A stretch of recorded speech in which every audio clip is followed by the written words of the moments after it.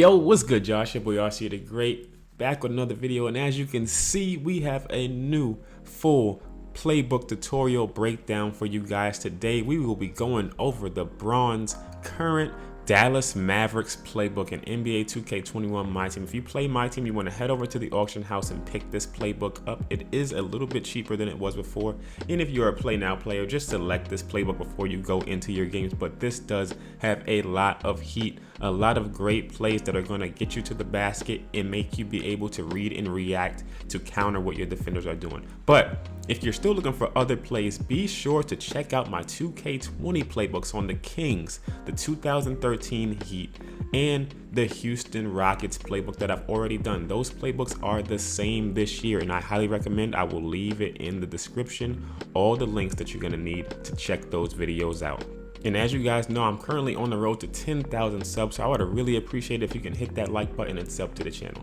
But if you've been struggling in My Team Unlimited or Limited and looking for some more wins, your boy's got you covered. I'm 20-1 right now, and I use plays in almost every one of my games to be able to open up more offense for myself and make myself more efficient. Because yes, shooting is a little bit harder this year. I want to create more openings for myself. I want to make my opponent have to read what I'm doing on offense and not have the same look each time. I'm always confusing my opponent and giving them multiple looks at my offense so I can always have an opportunity to score from different angles.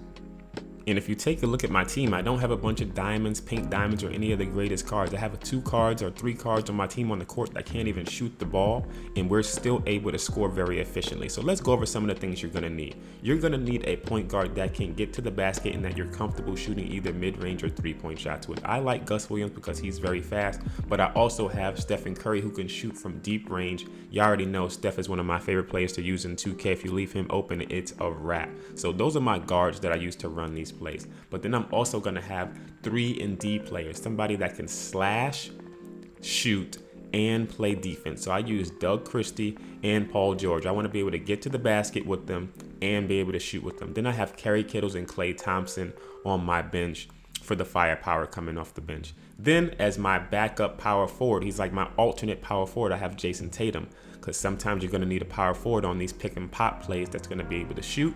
Then I have Shaq and Joel Embiid as my big bodies for when I'm setting screens or when I'm trying to throw alley-oops up. All right, so that's my team, and that's a strategy I chose to put together around this playbook, but feel free to choose what you like. Let's jump right into the plays in this playbook that we're gonna be going over.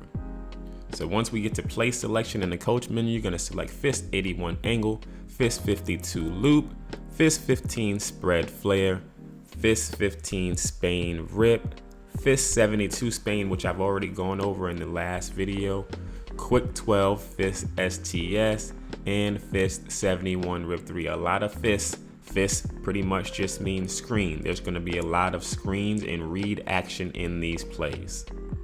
Every play has multiple options, and we're going to be breaking down all of them, so make sure you guys are ready. Starting with Fist 81 angle. Let's go through the full play and break down all the options that I like off of this. First is just get into the basket using that speed that we have with our point guard.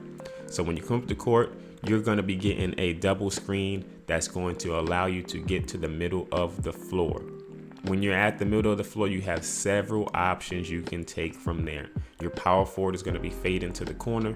Your center is going to be diving to the basket, and you have the middle of the floor, or you can take that 3-point shot or stop and pop jump shot right at the foul line if you want to. If it's Gus Williams, I'm going to the cup, or I'm going to stop and pop and shoot a jump shot. He is so fast, I'm able to get to the basket. But then if I have a shooting power forward in the game, I can kick it out if any help comes, or if Shaq's diving to the lane, I can throw it up for a oop.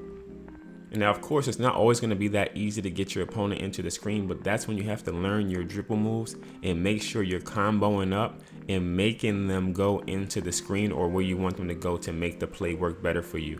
Using misdirection is going to be key, and not always doing the same thing, being able to attack from different spots of the court. That way the screens are going to be utilized. And then if anybody helps on that drive, you have your shooter spotting up, ready to shoot on the wings. Just be ready to knock it down. That's why you have to learn your player shots this year, because you do need to be able to hit open shots. And on fast breaks, I really love to use this play as well. As soon as I grab the ball on the fast break, I will call this play because the center and power forward stay at the top and they don't keep the lane clogged up. That gives me a free lane to the basket. Sometimes the help comes over and I'm able to kick it out for a three. If the help doesn't come over, I have an easy layup. So sometimes I will call that play as soon as I get a rebound off of the fast break to clear the lane out for myself. All right, now let's move on to play number 2. It's another one of my favorites. This is going to be Fist 52 loop. This is another great misdirection play with several options, and we're going to break down each of them like I like to use, and I like to have multiple things going on at once. So let's go through the full play, and right away we get an alley-oop from Doug Christie to Shaquille O'Neal, but let's break down exactly what's happening. As soon as you call the play, the action from Doug Christie, he's going to be going around some elbow screens at the top of the key, and then Paul George is going on a backdoor cut to the opposite baseline or opposite sideline. You want to use some misdirection here to make the defense think you're doing one thing and you're going to be doing another, especially if you're going against a user. Now, you have multiple things going on here, so be sure that you don't always attack the same thing each time. You want to give different looks every time you run this. If that initial pass doesn't open up a shot, you get a screen from Shaquille O'Neal, and you can either go straight to the basket or throw it an alley-oop off the pick and roll.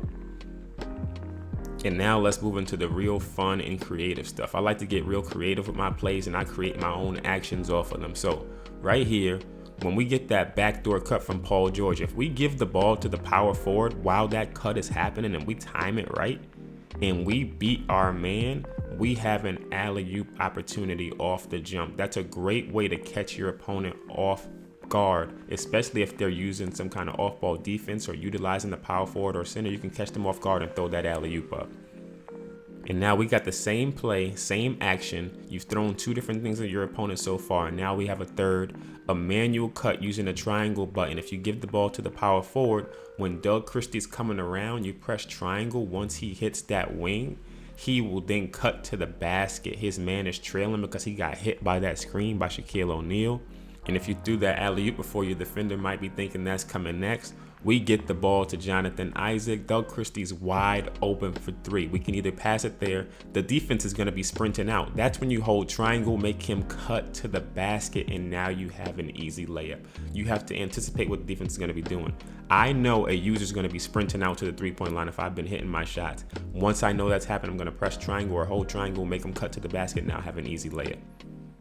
Now this time you can threaten the drive with your fast point guard. They all collapse into the lane. Now Doug Christie is wide open for that 3. You kick it out and now you have that 3-point shot. But make sure you are willing to take that layup with the point guard if you go in there. And then the last option that I like right here is the dribble handoff. If the defender is real tight and close to you on these screens, hold circle when Doug Christie's coming around and you'll get a dribble handoff. He will wrap around and then Jonathan Isaac's body is going to screen his man, forcing a switch or a miscommunication in the defense. Now your head and shoulders are passed and you have an easy layup or a dunk. All these things in one play that can create havoc. You can actually call that play every time down the court. All right, next play, Fist 15 spread flare. This is actually, I think I call this play the most if I'm running this playbook.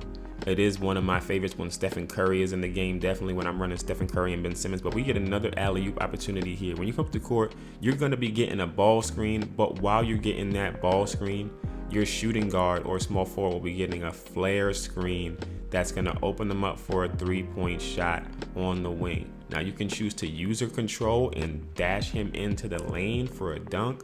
You can pass it straight to him right there for a shot, or you can take this screen on the left side and get yourself into the lane. If you end up utilizing the ball screen, your center will be diving to the basket for a pick and roll alley-oop opportunity right after that happens. I like to throw that up, especially if it's Shaq, because he finishes that at a high clip. But let's run it again. And again, I want to stress to you, be willing to score with the ball handler. If they're not going to stop the ball, be willing to get to the basket. That's why we're using a point guard that has good speed and that can get to the basket. Don't just use your point guard as a passer, because then they're going to just start playing the passing lanes and they're going to try to steal every pass. Right there, I show you the user control cut. All I'm doing, when Doug Christie makes his cut, I'm selecting his icon, I'm holding circle, and I am pushing him into the lane. When I let go circle, he is going to get the pass made to him, and I'm able to get an easy layup because the defense was overextended to the top. One more time, let's run it through once again. Utilizing our dribble moves to get him around the screen. It does not work. Doug Christie had an opening for a shot, but Gus Williams still gets his second screen from Shaq. So if you don't get the initial ball screen, you pass it over.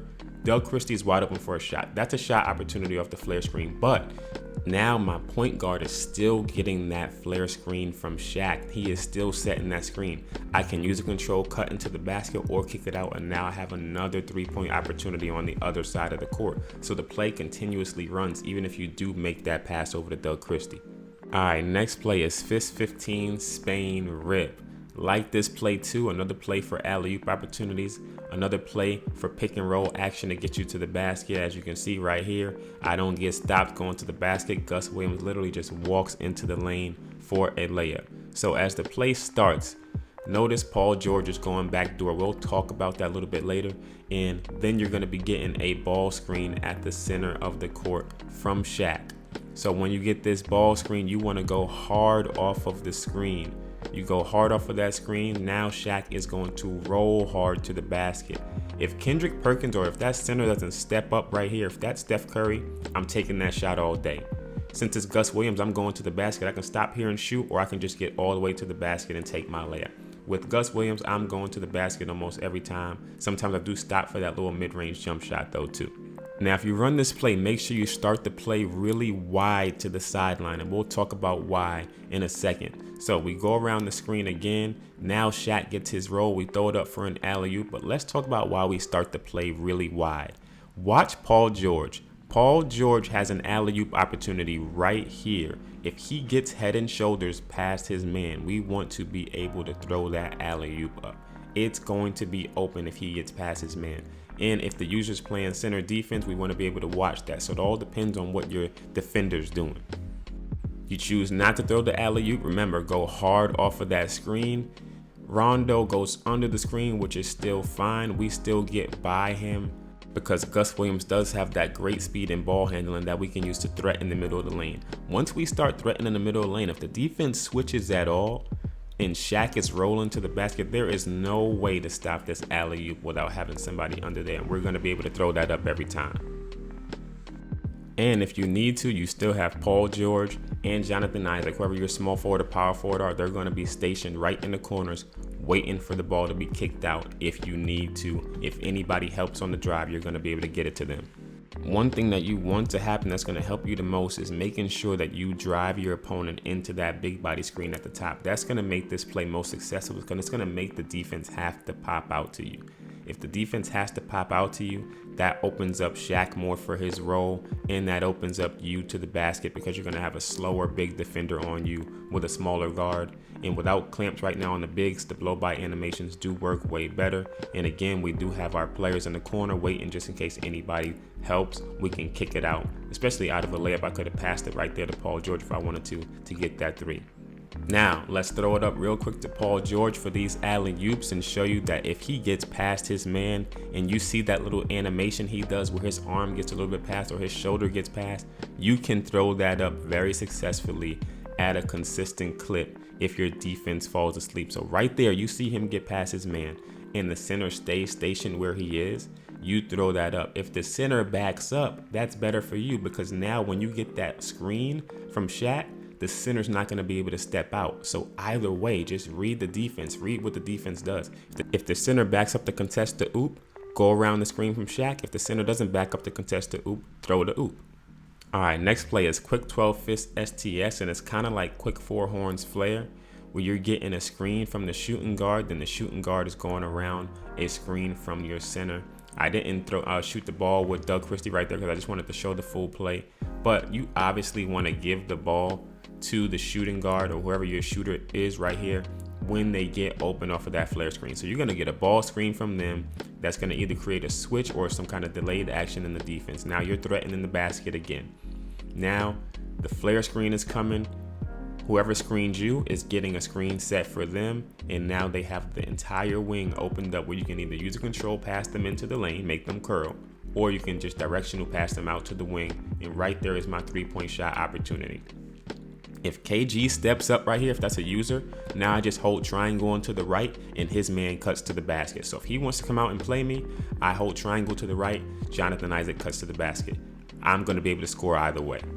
If Christie gets the ball and you decide not to do either of those, you're going to get a ball screen from Jonathan Isaac. He messes it up right there. So the play kind of falls apart. We get the ball back up to Shaq at the top of the key. And then when Shaq comes into the lane, Paul George's man helps out and we get it over for a nice shot. But you don't really want to go that far with the play. You really do want to get this screen right here and then be able to kick it out for Christie or roll Christie into the lane for that layup. That's how I use it mostly, and that's the most effective way to use it, and always making sure you're understanding what the defense is trying to do to combat it.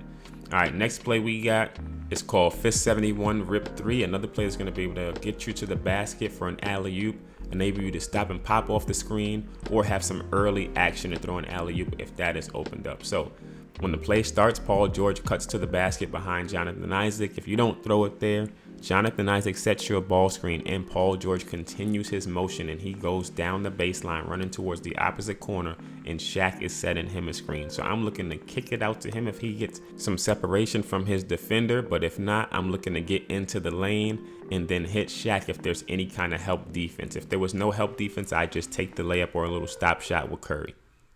All right, let's run it again, and let's show you how I use the user control passing to be able to open up my shooter more, even if the defense is kind of stuck on him, playing tough defense. So right here, Paul George comes around that screen.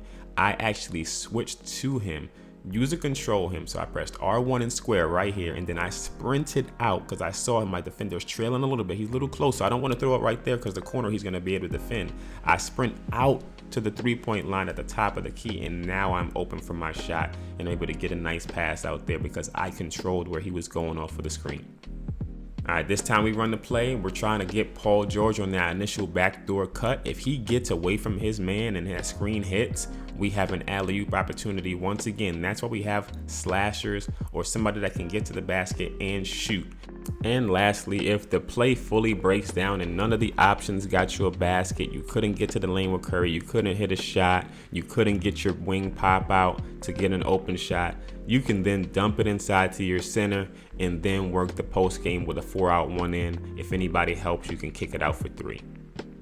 All right, y'all, that is the end of the Mavericks full playbook breakdown tutorial. Hopefully you guys enjoyed it. If it helped you out, make sure you leave a like, subscribe to the channel. I will have more playbook breakdowns in the future. As you can see, I am 20-1 and unlimited, so these do work against users and they definitely work against CPU. Until next time, I will catch you in the next video. Keep grinding. Peace.